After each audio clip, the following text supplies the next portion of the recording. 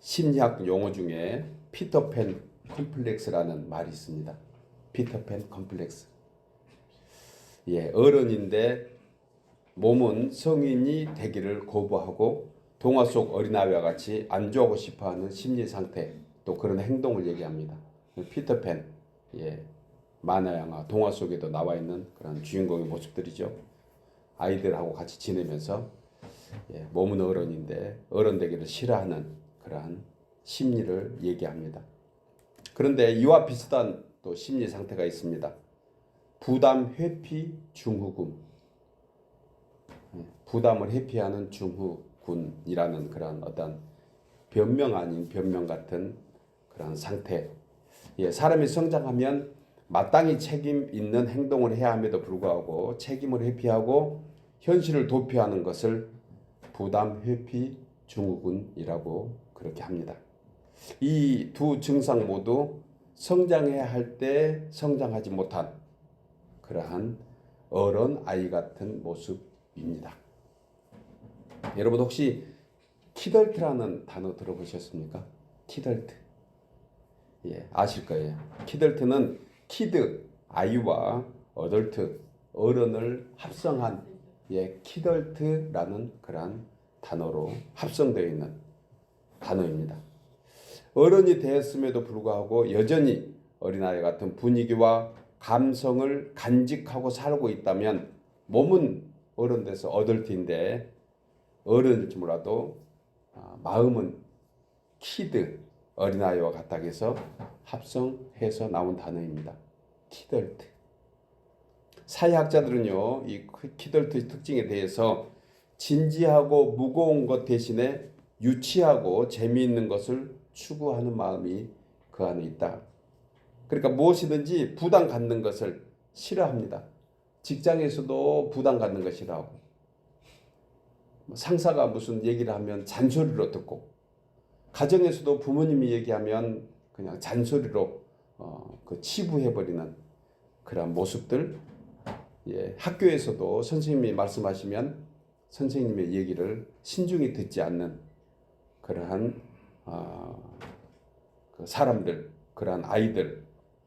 예, 그래서 사회적으로 이슈가 생기는 원인이 바로 피터팬 증후군 혹은 부담 회피 증후군처럼 키덜트 현상이 그 안에 있다. 이렇게 진단하기도 합니다. 그런데 여러분 신앙생활에서도 이 키덜트 성도가 있는 것 혹시 생각해 보셨습니까? 이들의 특징이 이렇습니다. 부담 없는 신앙생활. 예, 부담 없는 신앙생활. 힘 안 드는 어떤 신앙생활. 교회생활. 또 그래서 교회도 부담 없는 교회 찾고 다닙니다. 예, 자기 좋은, 자기 편리한 교회. 설교도요. 부담을 주는 설교 별로 그렇게 반겨하지 않습니다. 그런 설교 찾다 보니까 바른 신앙관을 갖지 못합니다. 신앙이 성숙하지 못해서 교회에 다니는 지는 오래되었지만 그 연수만큼 믿음이 성숙해지지 않는 것을 키덜트 신앙이다. 이렇게 제가 명명을 해보았습니다. 즉 믿음의 십자가를 제대로 한 번도 매보지 않은 그러한 신앙. 십자가가 오면 그냥 피해버립니다. 자기가 져야 될 자기의 몫인데도 불구하고 남에게 핑계하고 전가하고 그 다음에 여러 가지 이유를 대서 어찌됐든 빠져나가려고 하는 그러한 모습들, 이것이 키덜트 신앙이 아닌가 그런 생각을 해보게 됩니다. 여러분 성숙한 믿음의 척도가 무엇일까요? 자기 십자가를 매는 것입니다. 아멘은 집에 두고 오셨군요. 자기 십자가 매는 것. 17세기요. 스코틀랜드의 설교가 사무엘 루더포드. 예, 이분은 아주 대단한 사람입니다. 스코틀랜드 왕한테 가서 바른 예배 드리십시오. 예배자로 서십시오. 예, 정치인이기 전에 하나님의 자녀입니다. 이렇게 얘기했던 사무엘 루더포드는 예수의 십자가는 내가 져본 짐 중에서 가장 달콤한 짐이었다. 이런 표현을 했습니다.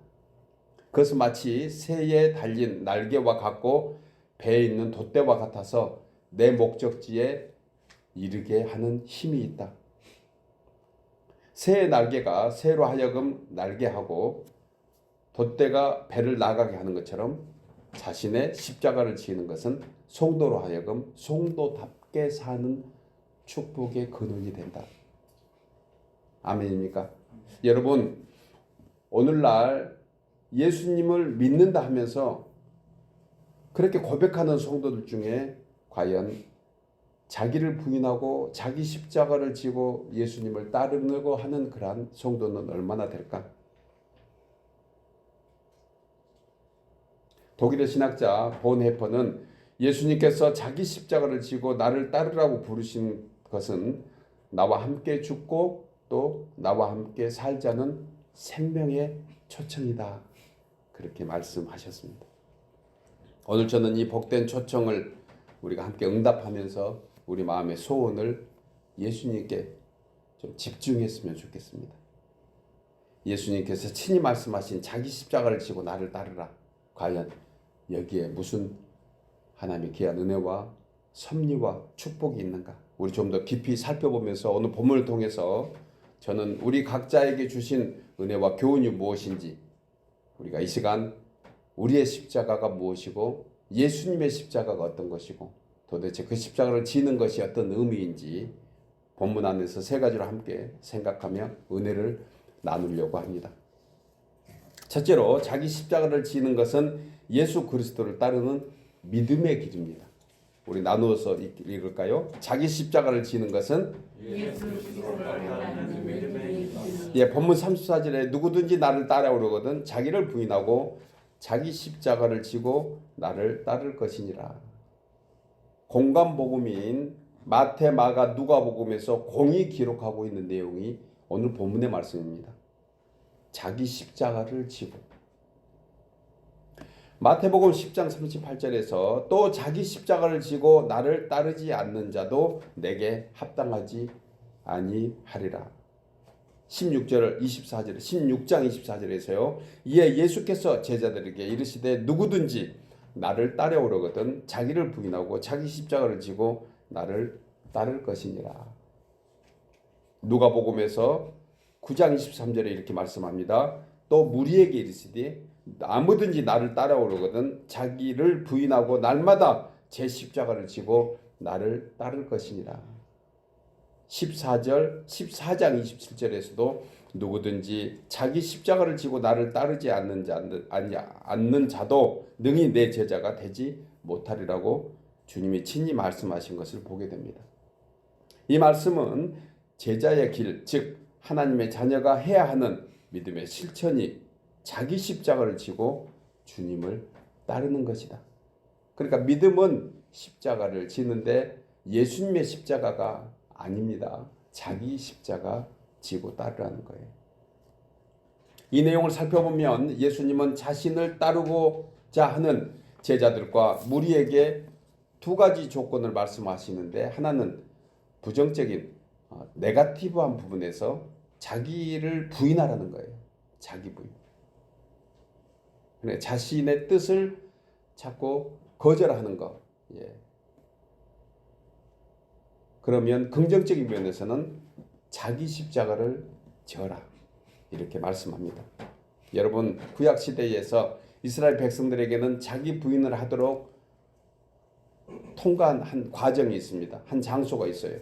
자기 부인을 하지 않는 이스라엘 백성들에게 자기 부인을 하고 그 다음에 약속 땅 가나안에 가야지 비로소 성도답게 살기에 어느 과정을 만들어 두셨는데 그것이 어디인가요? 광야입니다. 광야. 그곳에는 애굽에서 살았던 자기 방식대로 결코 살 수 없는 것입니다. 하나님이 정해놓은 것, 하나님이 인도하는 땅, 하나님이 가자고 하는 방향으로 가는 곳이 광야입니다. 그래서 광야의 가장 특징 중에 하나는 자기 자신을 앞세울 수 없는 거예요. 하나님만 앞세우고 나가야 되는 것입니다. 그런데 신약 시대에 와서 광야에서와 달리 자기 부인을 하도록 인도하신 분이 있는데 바로 누구시냐면 성령이십니다.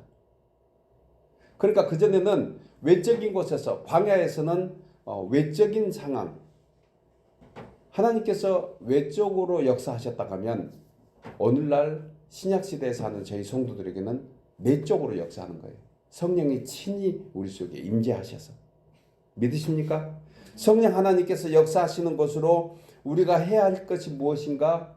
그것은 광야에서와 똑같이 순종하게 만드는 것입니다. 순종하는 거예요.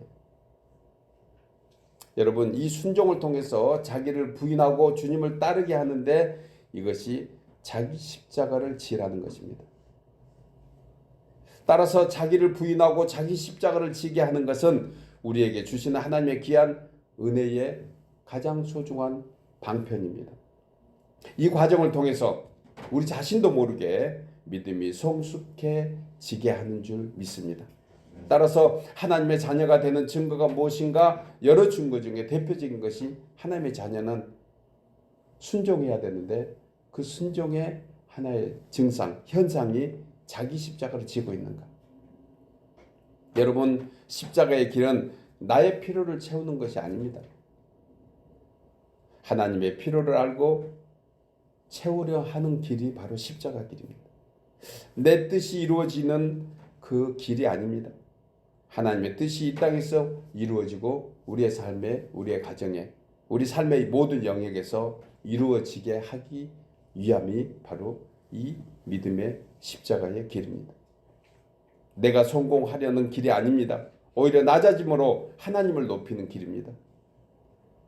누리는 길이 아닙니다. 비우는 길입니다. 사는 길이 아니라 죽는 길입니다. 내가 무엇을 얻는 것 결코 아니에요.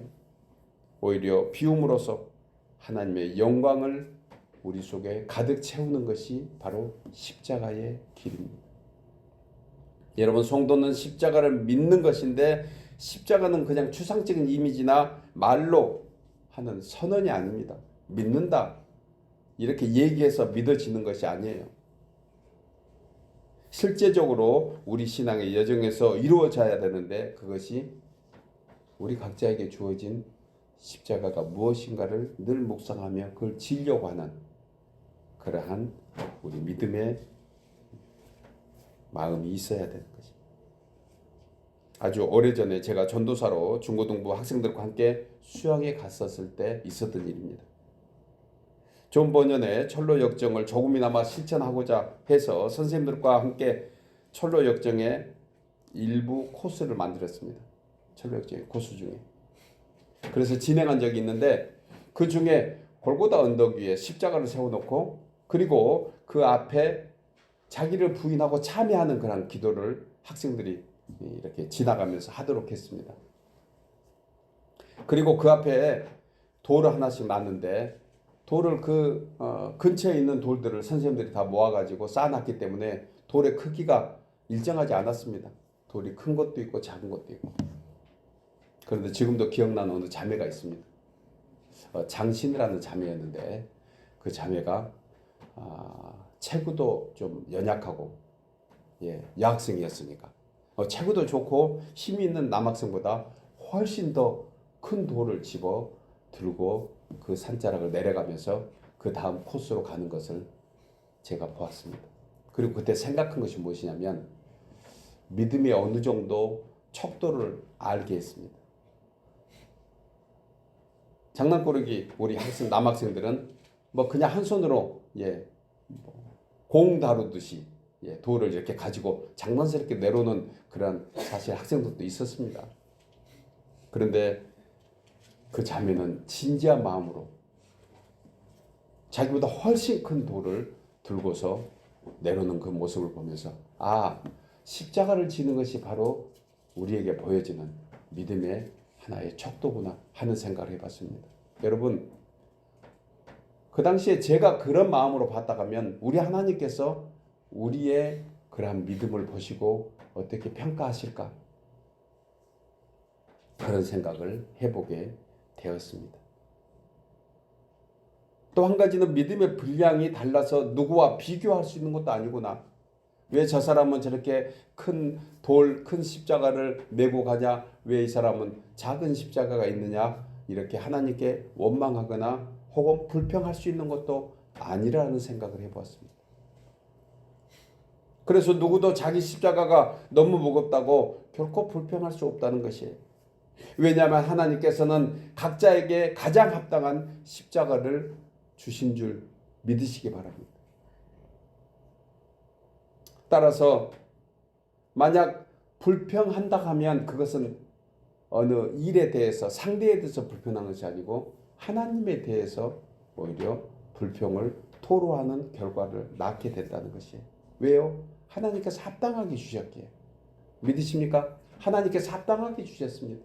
지금 여러분들 우리 삶 속에 어떤 십자가가 여러분들을 힘들게 혹시 합니까?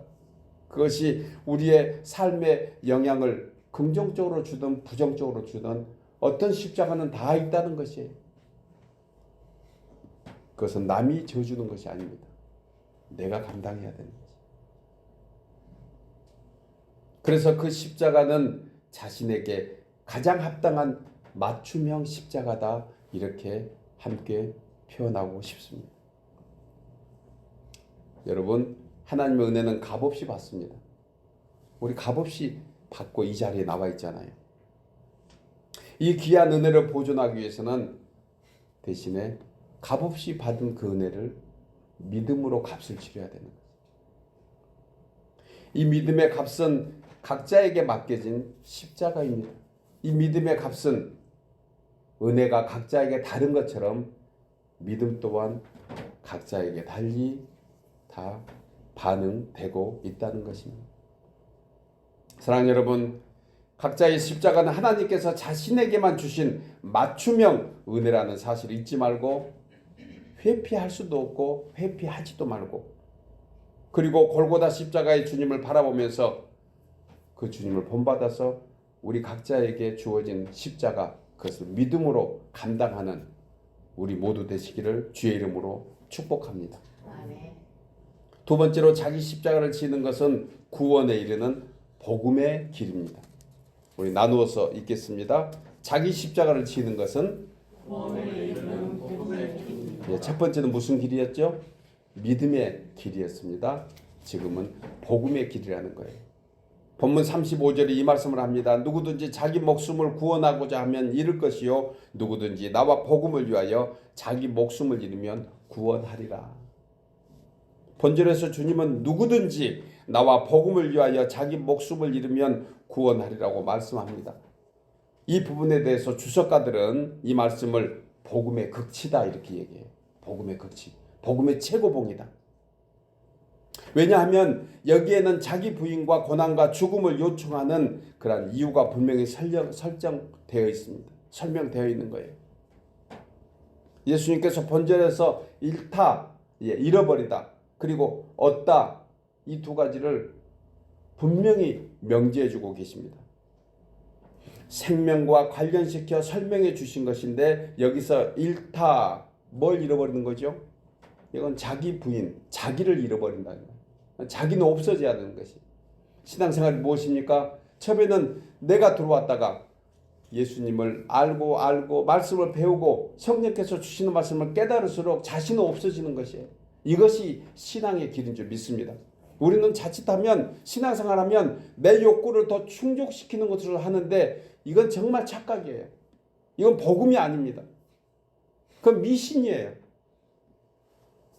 그런데 사실 이게 얼마나 우리에게 팽팽하게 작용한지 목회자뿐만이 아닙니다. 온 교회 성도들 집단적으로 자기 이익을 위해서 목적을 위해서 그렇게 추구해 나가는 것 오늘날 우리는 너무 많이 보고 있습니다. 어느 한 교주를 세워서 어느 한 이단자를 세워서 자기하고 합당하면 그게 꼭 바른 신앙이처럼 착각하는 거예요. 기준이 자기입니다.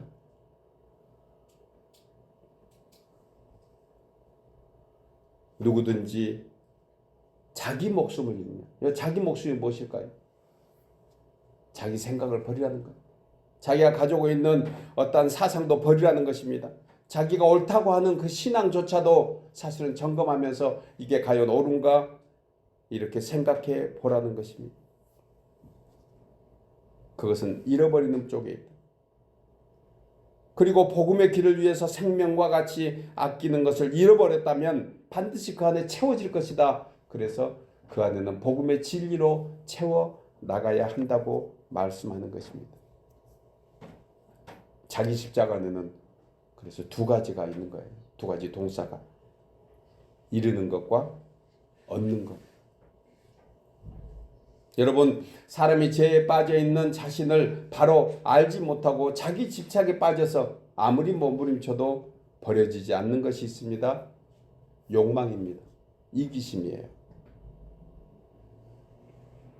그런데 거기다가 신앙이라는 포장지를 덮습니다.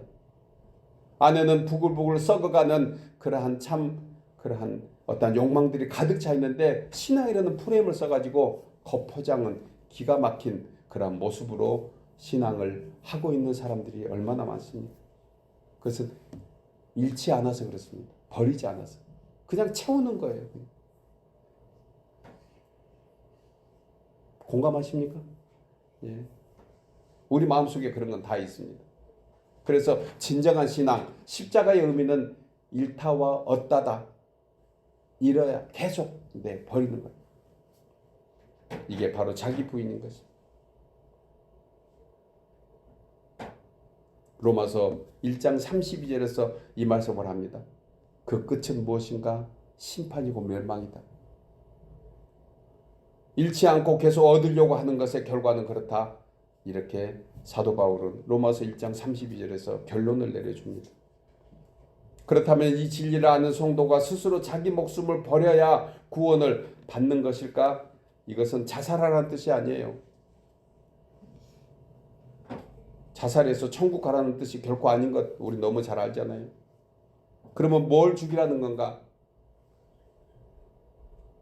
이것은 옛사람, 이미 예수님을 알지 못했던 그러한 어떤 타고난 본성, 이것을 죽이라는 것입니다. 그리고 이제 은혜 가운데 태어난 새 사람으로 사는 것, 이것이 각자에게 주신 자기 십자가를 지고 주님을 따르는 것입니다. 옛사람은 버려라. 옛사람을 잃어가는 것입니다. 옛사람은 없어지는 거예요. 그리고 새 사람으로 얻어지는, 채워지는 저와 여러분 되기를 주의 이름으로 축복합니다. 사도 바울은 이 복음의 길을 갈라디아서 2장 20절에서 이렇게 고백합니다. 우리 너무 잘 아는 말씀이에요. 내가 그리스도와 함께 십자가에 못 박혔나니. 잃어버린 거죠. 그런즉 이제 내가 사는 것이 아니요 오직 내 안에 그리스도께서 사시는 것이라. 얻어가는 것입니다. 이제 내가 육체 가운데 사는 것은 나를 사랑하사 나를 위하여 자기 자신을 버리신 하나님의 아들을 믿는 믿음 안에서 사는 것이라. 이 갈라디아서 2장 20절이 십자가에 깊은 의미가 있습니다. 잃을 것과 얻을 것을 투명하게 말씀해 주고 있잖아요. 이 복음의 진리를 아는 인생은 이제 내가 사는 것도 나를 위해서 사는 것이 아니다. 아니, 나를 위해서 살아서도 안 된다고 우리는 다짐하고 고백하는 것입니다. 엄격히 말하면 사실 성령의 내주하심을 가지고 계신 성도들은 그렇게 살 수도 없습니다. 근심스러워서 살지를 못해요. 체험해 보셨습니까? 예전에는 아주 큰 죄에 빠졌음에도 아무렇지도 않게 그런 우리의 모습 속에서 어느 사이에 갈수록 아주 사소한 것 가지고 밤잠을 못 이루는 우리의 모습들 경험해 보셨습니까? 계속해서 우리의 옛사람이 벗어지고 새 사람으로 입혀가는 그러한 아름다운 거룩한 복음의 길을 체험하게 되는 것입니다. 그래서 사도 바울은 나를 사랑하사라고 얘기한 거예요.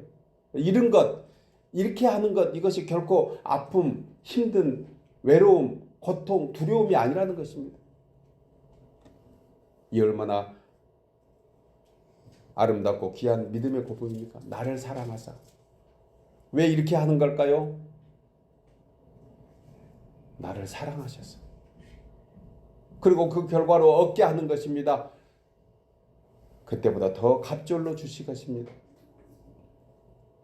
그런데 이 같은 십자가의 진리를 알지 못하는 인생들은 믿는 것이 무슨 고행이나 고생으로 여겨집니다. 잃기 싫으니까 회피하는 거예요. 그래서 예수를 믿는 성도들은 오히려 불쌍하게 생각합니다. 저들은 복음의 진리를 알지 못해서 그렇습니다. 먼저된 우리가 기도해야 될 제목이 아니겠습니까? 이 기도도 성도의 십자가의 한 방편일 것입니다. 여러분, 자기 십자가를 지는 길은 복음의 길입니다. 자기 십자가를 지는 길. 이 길은 자기를 부인하고 자기 목숨을 잃어야 비로소 얻게 되는 길입니다. 자기가 사랑하던 사람들과 자기가 의지하던 것들과 자기가 목숨과도 같이 귀중히 여기던 모든 것을 잡고 버려야 그 안에 하나님의 은혜가 채워질 것입니다. 주님만 따르는 순교의 길이 바로 십자가의 길인 것입니다. 이게 복음입니다. 주기철 목사님은 이 복음의 길을 걷기 위해서 5종목의 나의 기도라는 그런 제목으로 이렇게 말했습니다. 첫째는 죽음의 권세를 이기게 하옵소서. 이게 주기철 목사님의 첫째 기도였어요. 죽음의 권세를 이기게 하옵소서. 두 번째, 장기간 고난을 견디게 하여 주옵소서. 세 번째, 노후와 처자를 주님께 부탁합니다. 그리고 네 번째, 의에 살고 의에 죽도록 하여 주옵소서. 다섯 번째, 내 영혼을 주님께 부탁합니다. 저는 이 5개 의미를 다시 한번 새겨봤는데, 야, 이게 예수님께서 십자가에서 말씀하셨던 그 내용들 중에 5가지더라고요. 얼마나 귀하고 아름다운 고백인지 모릅니다. 여러분, 자기 십자가는 곧 예수님을 따르는 것이에요. 주기철 목사님은 그렇게 기도했어요. 자기 십자가는 하나님의 은혜의 선물이며 예수 그리스도의 유산인 것입니다. 예수님께서 뭘 우리에게 남겨주셨어요? 십자가입니다. 그래서 십자가는 고통스럽고 힘들어 보이지만 성도된 우리에게 주의 영광이 그 안에 감춰진 복음의 길인 줄 믿습니다. 사랑하는 여러분, 복음의 핵심은 예수 그리스도와 그리고 주가 친히 십자가에 못 박혀 죽으신 것을 믿는 것인데 우리가 감당해야 될 그러한 부분입니다. 그리고 우리는 이 복음을 어떻게 실천할 수 있을까? 우리 각자에게 주어진 십자가를 지고 주님을 따르는 것인 줄 믿고 이것을 실천해서 복음의 능력과 부활의 영광을 소망하는 우리 모두 되기를 주의 이름으로 축복합니다. 마지막 세 번째로 자기 십자가를 지는 것은 영생으로 이어지는 생명의 길입니다. 첫 번째 무슨 길이었죠? 믿음의 길. 두 번째 복음의 길. 세 번째 생명의 길입니다. 우리 나누어서 읽을까요? 자기 십자가를 지는 것은 본문 36절 이하에 사람이 만일 온 천하를 얻고도 자기 목숨을 잃으면 무엇이 유익하리요? 사람이 무엇을 주고 자기 목숨을 바꾸겠느냐? 사도 바울은 고린도 교회 성도들에게 부활에 관하여 말씀하면서 고린도전서 15장 50절에서 형제들아 내가 이것을 말하노니 혈과 육은 하나님 나라를 이어받을 수 없고 또한 썩는 것은 썩지 아니하는 것을 유업으로 받지 못한다고 했습니다.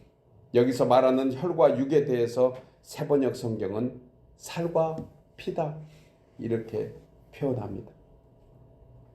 따라서 이 말씀을 오늘날 표현대로 적용한다면 타고난 본성대로 인간적으로 우리 흔히 얘기하는 죄를 따라 살고 있는 인생이라 하면 그는 결코 하나님 나라를 이어받을 수 없다고 말씀한 것. 이게 무슨 얘기입니까? 그건 천국에 들어갈 수 없다고 얘기할 수 있는 부분이지 않겠습니까? 그래서 썩는 것은 썩지 아니하는 것을 유업으로 받지 못한다. 무엇이 썩습니까? 썩는 것이 무엇일까요? 육신은 썩습니다. 육에 속한 사람을 얘기하는 거예요. 의미적으로. 여러분, 사람의 영혼이 떠난 후에 아무리 미라를 만들어서 죽은 육신을 보존해 보려고 한들 그것이 살아있는 사람처럼 될까요? 속의 모든 장기는 다 썩어서 겉가죽만 동물의 박제처럼 남아있는 것 우리 너무 잘 알잖아요. 여러분, 사람이 사는 날 동안 육신의 소욕대로 살다 죽으면 인간 박제밖에 안 됩니다. 그 인생에 남은 것은 결코 그 영혼은 심판의 부활에 참여할 수밖에 없는 거예요. 그런데 사는 날 동안 주의 보혈로 정결함을 입고 예수님을 옳게 믿고 구원을 받은 영혼은 죽어도 살겠고, 살아서 주를 믿는 자는 어떻게 해요? 영원히 죽지 않는 줄 믿습니다. 요한복음 11장 25절에서 주님은 나사렛의 죽음 앞에서 마르다에게 이 말씀을 한 거예요. 나는 부활이요 생명이니 나를 믿는 자는 죽어도 살겠고 무릇 살아서 나를 믿는 자는 어떻게 해요? 영원히 죽지 아니하리니. 그 다음에 이렇게 묻습니다. 이것을 내가 믿느냐? 듣기는 들었는데 모두가 다 듣고 있는데 이것을 믿고 있느냐? 이것이 바로 생명의 길인 것입니다. 여러분들에게 묻습니다. 이 시간 이것을 믿으십니까? 여러분, 사도신경의 고백이 이것이 아닌가요? 성령을 믿사오며 거룩한 공회와 성도가 서로 교통하는 것과 죄를 사하여 주시는 것과 몸이 다시 사는 것과 영원히 사는 것을 믿사옵나이다. 아멘입니다. 우리의 거듭난 영혼의 신앙 고백이며 거룩한 소망의 노래인 것이에요. 그래서 예수님은 마태복음 22장 32절에서 하나님은 죽은 자의 하나님이 아니요 살아있는 자의 하나님이시라. 무슨 얘기입니까? 육신에 속한 자들의 하나님이 아니다. 육신에 속한 대로 육신이 원하는 대로 추구하고 기도한다고 신앙생활을 한다고 하는 그런 하나님이 아니다. 하나님은 살아있는 자의 하나님이시다. 이것은 새 사람으로 거듭남, 예수 그리스도를 구주로 완전히 확실히 붙잡고 이제 나는 영원히 사는 것을 믿습니다. 어떤 상황이 생기더라도 어떤 환경과 여건이 오더라도 우리 흔히 하는 말에 내 목에 칼이 들어온다 하더라도 나는 영원히 사는 것을 믿습니다. 이 고백을 하는 자의 하나님이시라는 거예요. 공간복음에서 공이 기록된 부자 청년의 이야기 우리는 알고 있습니다. 부자 청년은 예수님께서 말씀하신 자기 십자가를 지는 것을 거절하고 주님을 떠난 것. 그가 거절한 이유가 무엇입니까? 그가 거절한 이유는 그가 재물이 많았기 때문이라고 했습니다. 단순히 부자에 관한 얘기만 할까요? 아니에요. 육신에 속한 사람, 세상에 속한 사람을 의미적으로 표현한 것입니다. 그가 부자라는 것은 하나님 없이도 살 수 있다라는 것, 그런 의미 아니겠습니까?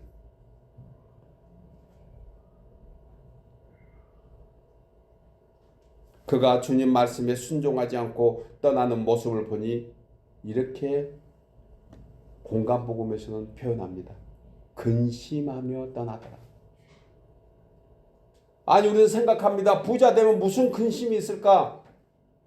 부자가 더 근심이 많다는 거예요. 왜 부자가 근심이 많을까요?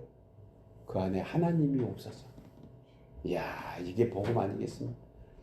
우리는 설령 세상에 살면서 조금 어렵고 힘들고 연약하다 할지라도 우리 속에 하나님이 계시니 우리가 진정한 천국의 부자인 줄 믿으시기 바랍니다. 이게 우리의 신앙이에요. 죽어도 살겠고.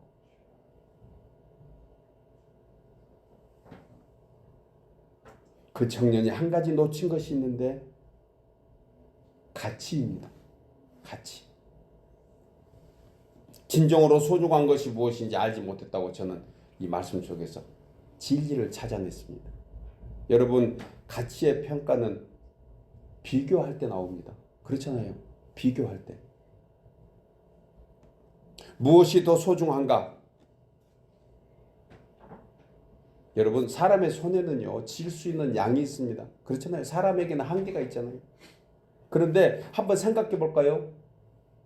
만약 두 손 가득히 은을 들고 가다가 금을 보았다고 하면 우리 권사님 어떻게 하실래요?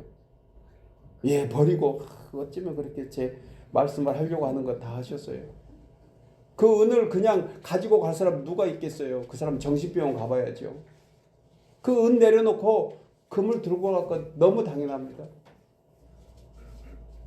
그렇다면 가다가 또 하나 만났는데 그 금을 들고 가더니가 다이아몬드를 받습니다.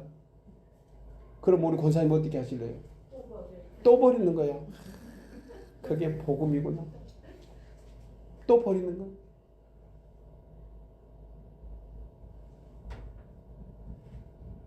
그런데 우리는 때로 붙잡고 금을 벗음에도 불구하고 안 버리는. 왜 그래요? 가치를 몰라서. 제가 비유적으로 은과 금과 다이아몬드를 비교해서 우리가 알고 있는 상식에 우리는 가치를 쉽게 평가해서 지금 그렇게 대답을 하신 거예요, 사실. 그런데요, 우리는 눈에 보이는 가치가 다인 줄 생각한데도요, 여기에 무슨 영생이 있고 신앙이 있겠습니까? 우리 말씀을 들으면서 아 그렇구나 공감하고 가면서도 내일부터 또 생활할 때 눈에 보이는 것에 더 가치를 두는 것 어찌 우리 아니라고 하겠습니까? 그 가치를 알 수 있는 것이 무엇일까? 나에게 소중하다고 느끼는 것 하나님 진정으로 소중한 것입니까? 주님께 물어보는 것.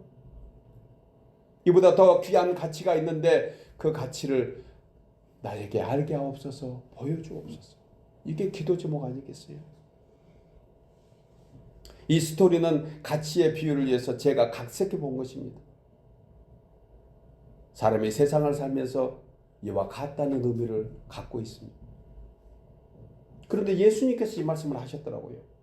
예수님께서 마태복음 13장 44절에서 보아가 감추어진 밭을 보고 농부가 자기 전 재산을 팔아서 그 밭을 사지 않겠느냐.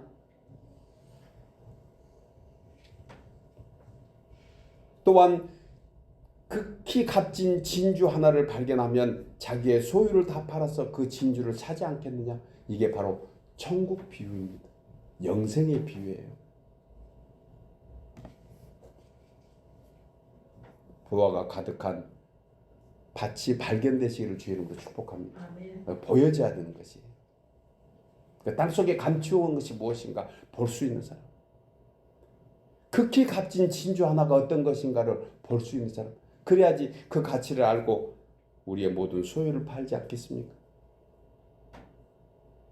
여러분, 우리 각처에서 십자가에 왜 있느냐 불평하고 원망합니다. 왜 십자가가 있느냐? 그런데 그 십자가를 들치고 나니, 그 십자가를 메고 나니 세상이 알지 못하는 가치를 발견할 수 있는 거예요. 진리인 줄 믿으시기 바랍니다. 그래서 십자가를 지는 거예요. 십자가는 그냥 바라보는 것이 아닙니다. 바라보는 십자가 더하기 십자가입니다. 그런데 십자가를 매면 무슨 표가 되죠? 제가 한번 매볼까요? 우리 뒤에 있는 거. 십자가는 바라보면 더하기지만 십자가를 매면 곱하기가 되는 줄 믿습니다. 예수님이 십자가 지고 간 것 더하기 아니에요. 어깨에 들쳐매야더니 곱하기 표시. 다른 분들에게 전해주시기 바랍니다. 이경종 목사님입니다. 이 얼마나 복된 의미입니까? 이전의 찬송가인 통일 찬송가 365장. 몇 장이요? 365장. 예, 이전에 통일 찬송가입니다. 1년 내내 며칠? 365일. 제가 강조해서 얘기한 거예요. 365장 1절 가사가 이렇습니다. 내 주의 지신 십자가 우리는 안질까? 네게 나 있는 십자가 내게도 있도다. 2절은 이렇습니다. 내 몫에 태인 십자가 늘 지고 가리다. 그 멸류관을 쓰려고 저 천국 가겠네. 365일 동안 십자가를 지고 가는. 여러분, 십자가는 누구에게나 있습니다. 365일 내가 힘들다고 뺄 수 있나요? 좋다고 더할 수 있나요? 아니에요. 정해져 있습니다. 누구에게나 있다는 거예요. 그래서 하나님이신 예수님에게도 있었습니다. 히브리서 12장 2절에 주님은 그 앞에 있는 기쁨을 위하여 십자가를 참으사 부끄러움을 개의치 아니하시더니, 우리 지난 토요일 새벽기도 때 나눈 말씀이죠. 개의치 않았다. 십자가 외에 아무것도 나에게 자랑할 것이 안 된다. 십자가만이 하나님을 위한 길이고 아버지 하나님께 기쁨이 되어드린다. 그러셨더니 하나님 보좌 우편에 앉으셨다고 했습니다. 주의 십자가는 우리에게 생명입니다. 나에게 주어진 십자가, 그것을 들쳐매고 갈 때 그것이 우리에게 영생의 길이 되는 것입니다. 사랑하는 여러분, 이제 찬송가 365장의 2절의 가사와 같이 내 몫에 태인 십자가 늘 지고 가리다. 그 면류관을 쓰려고 저 천국 가겠네. 찬송하며 영생의 길을 이 세상에서도 맛보는 저와 여러분 되기를 주의 이름으로 축복합니다. 아멘.